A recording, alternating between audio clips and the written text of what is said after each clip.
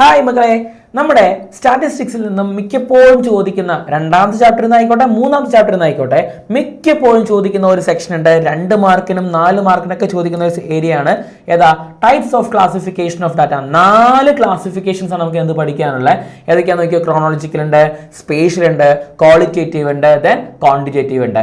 ഇത് ഓരോന്നും എന്തിനെയാണ് ഡിഫൈൻ ചെയ്യുന്നത് നമ്മൾ കൃത്യമായിട്ട് അറിഞ്ഞിരിക്കണം. അത് വളരെ ഇമ്പോർട്ടന്റ് ആണ്. ഫസ്റ്റ് നമ്മൾ ക്രോണോളജിക്കൽ പറയുമ്പോഴത്തേക്കും ടൈം ആണ്. അപ്പോൾ ഇയേഴ്സ് ആകാം, മന്ത്, അതിലുള്ള രീതിയിലായിരിക്കും അത് പഠിച്ചു പോകുന്നത്. ദെൻ സ്പേഷ്യൽ പറയുമ്പോൾ എന്താണ്? സ്പേസ്, പ്ലേസ് ആണ്. ലൊക്കേഷൻ, കൺട്രീസ് ആകാം, സ്റ്റേറ്റ് ആകാം, അതൊക്കെ അതിനകത്ത് വരുന്നതാണ്. ക്വാളിറ്റേറ്റീവ് നമുക്ക് എന്താ മെഷർ ചെയ്യാൻ സാധിക്കില്ല.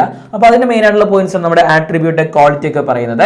ദെൻ ലാസ്റ്റ് പറയുന്നത് ക്വാണ്ടിറ്റേറ്റീവ് ക്ലാസിഫിക്കേഷൻ ആണ്. ക്വാണ്ടിറ്റി എന്ന് പറയുമ്പോൾ നമുക്ക് മെഷർ ചെയ്യാൻ പറ്റും, ന്യൂമറിക്കലി മെഷർ ചെയ്യാൻ പറ്റും. അപ്പോൾ അതിനകത്ത് പറയുന്നത് ഇൻകം എന്നുള്ള കാര്യങ്ങളൊക്കെ. അപ്പോൾ ഇത്രയും സെക്ഷൻസ് വളരെ അടിപൊളിയായിട്ട് തന്നെ പഠിച്ചിട്ടുള്ള 2-4 മാർക്കിനൊക്കെ സിമ്പിൾ ആയിട്ട് കിട്ടുന്ന ഏരിയ കൂടിയാണ് കേട്ടോ.